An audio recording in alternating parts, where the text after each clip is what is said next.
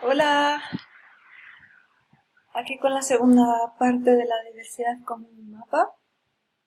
Y ahora vamos a ver una serie de pasos que yo recomiendo un poco no seguir de manera cerrada ni mucho menos, sino abierta, pero sí que los podamos ir entendiendo como una guía. Eh, Asociado al manual de mapeo colectivo de iconoclasistas, que también yo he, digamos, recogido en muchas de las prácticas que hago y en el diseño también de esto que vamos a ver ahora. Entonces, muy importante pues ir anotando, ¿no? Estos días vamos a hacer otro ejercicio, que es la segunda tarea de esta semana que viene.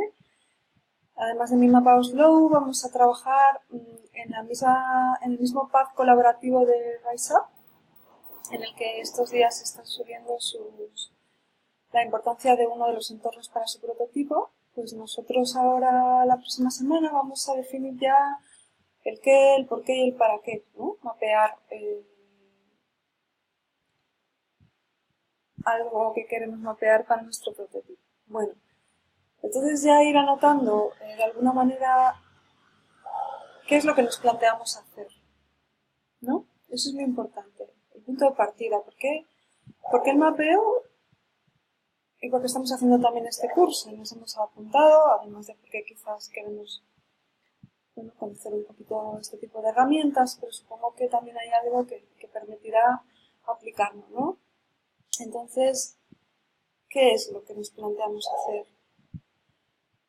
¿Por qué nos planteamos hacer eso? ¿Qué implica? ¿Cuál es la razón? ¿Hay una problemática específica? ¿La queremos resolver? ¿No? ¿Para qué entonces? ¿Para qué lo hacemos? ¿Cómo va a ser esa resolución? ¿Cómo lo justificaremos? ¿Qué es lo que queremos encontrar, buscar, resolver, solucionar? ¿Y para quién? Y aquí yo introduciría incluso con quiénes, porque el para quién, de hecho lo voy a cambiar. Nosotros no estamos haciendo mapas para alguien, ¿no? Sino que nos involucramos también en esa comunidad y lo hacemos entre todos, no para todos, entre todos, que es muy diferente la acción.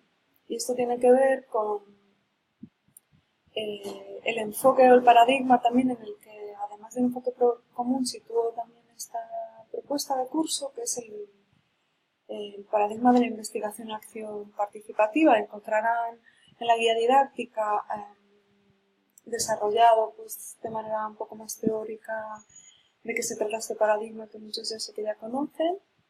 Y entonces el problema se construye entre todos, de manera horizontal, ¿no? Esto es algo que parte de la investigación-acción participativa como un cambio de paradigma a la hora de pensarnos como el investigador y los investigados. Y en nuestro caso yo incluso trascendería la cuestión de que vamos a ser investigadores, porque en realidad fungiremos más como mediadores y facilitadores de un proceso y de promover a comunidades de afectados, de promover espacios donde emerja el procomún. Entonces, bueno, por ahí va la cosa. Estas son como las primeras preguntas, intentar resolverlas en nuestro esquema, en una libreta, sería interesante, de manera muy breve. El segundo paso, vamos a ponernos a trabajar.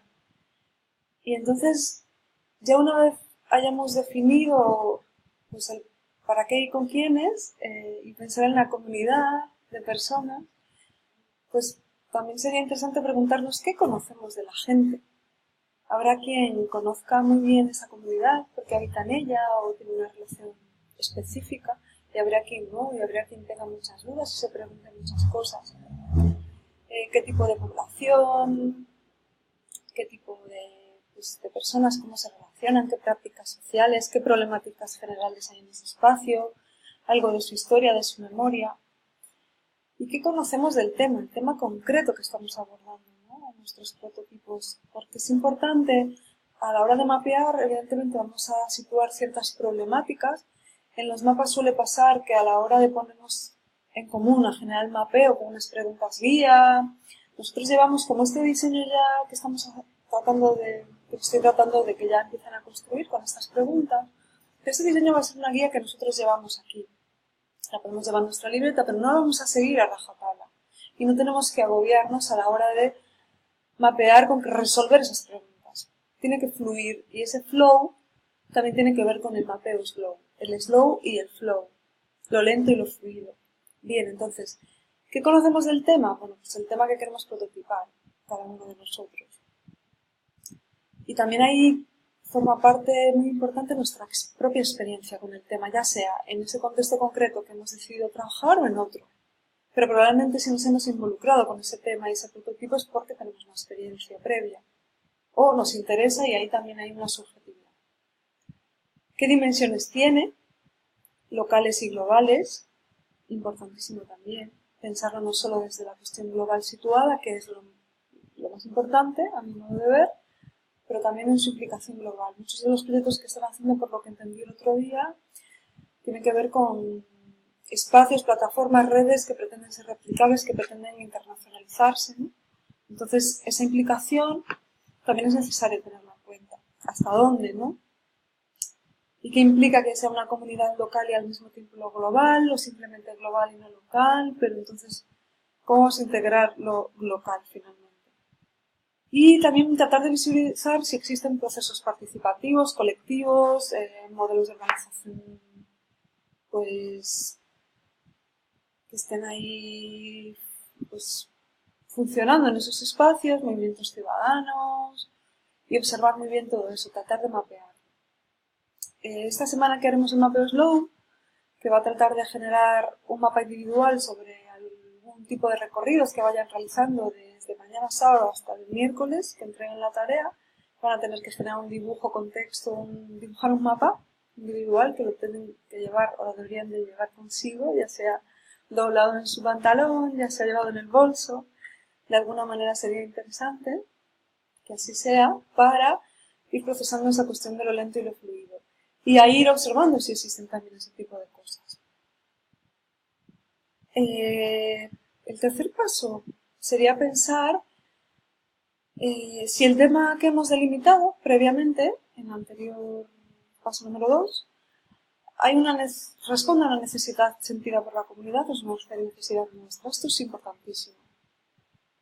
La necesidad puede ser nuestra, pero es importante que la necesidad parte de la comunidad, pero también imbricar, ¿no? Cuáles son esas necesidades compartidas. Y ahí está ese dejarse afectar que Desprez nos introducía, o Antonio Lafuente también, en sus lecturas, que pueden revisar, las lecturas complementarias están todas estas temáticas.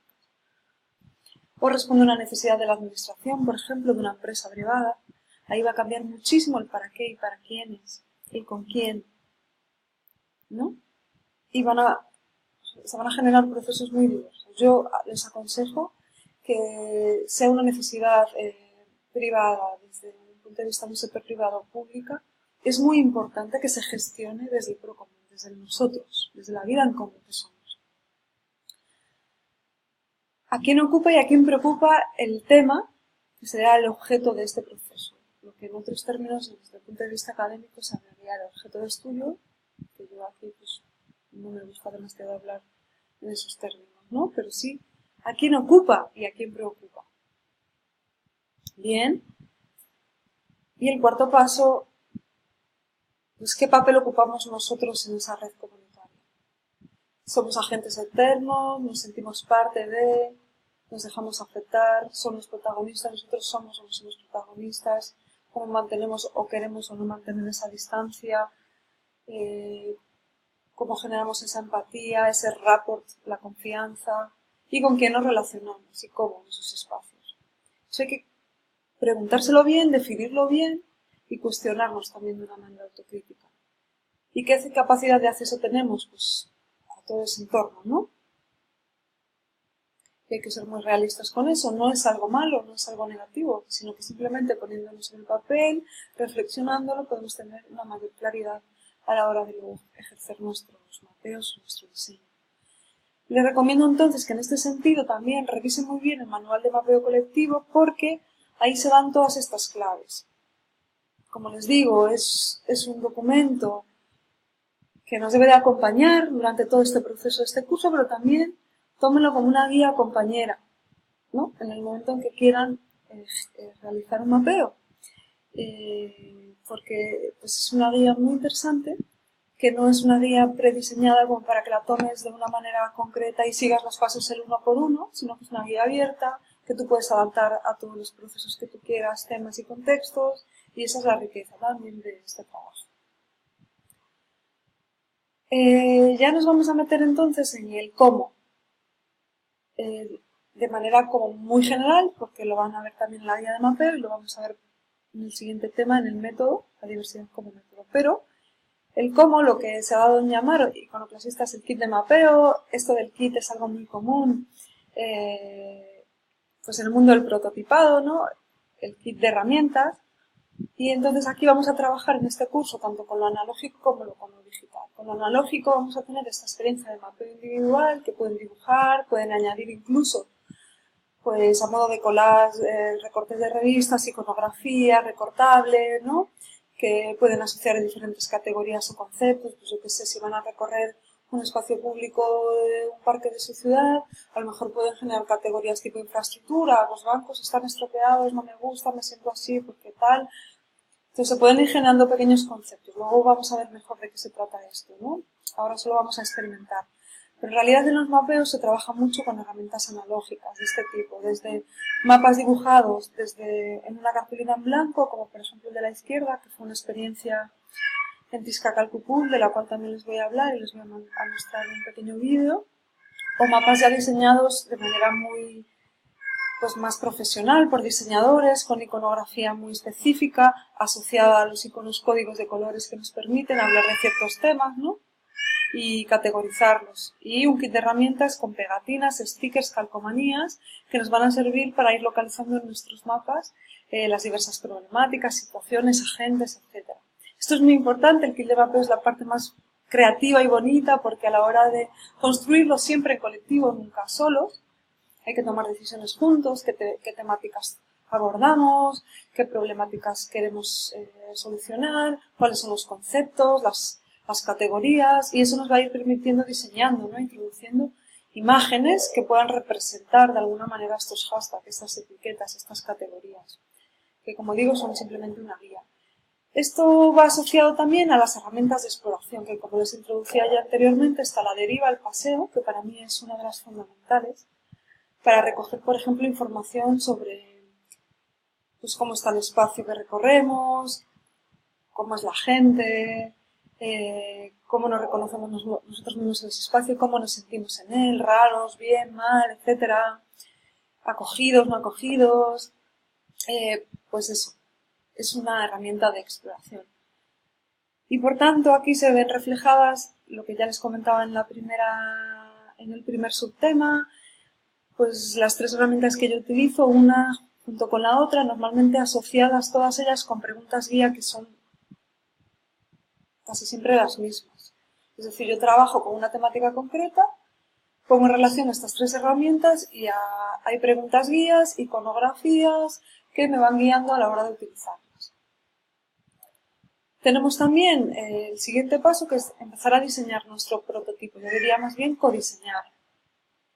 Y en ese codiseño diseñamos un plan de trabajo conjunto para pues, tratar de aclarar lo que queremos solucionar, averiguar, lo que nos hemos preguntado previamente, esos objetivos que nos hemos puesto, calcular bien los tiempos, pero siempre teniendo muy en cuenta que debe de ser tomarnos el tiempo con las comunidades.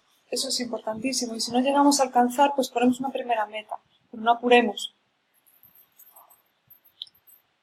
Y es importante también al final de nuestro mapeo, una vez que lo producimos juntos, que lo ponemos en marcha como un dispositivo en el espacio público, el espacio que sea, pero no tiene que ser público necesariamente, genera una jornada de evolución con la comunidad con la que hemos estado compartiendo.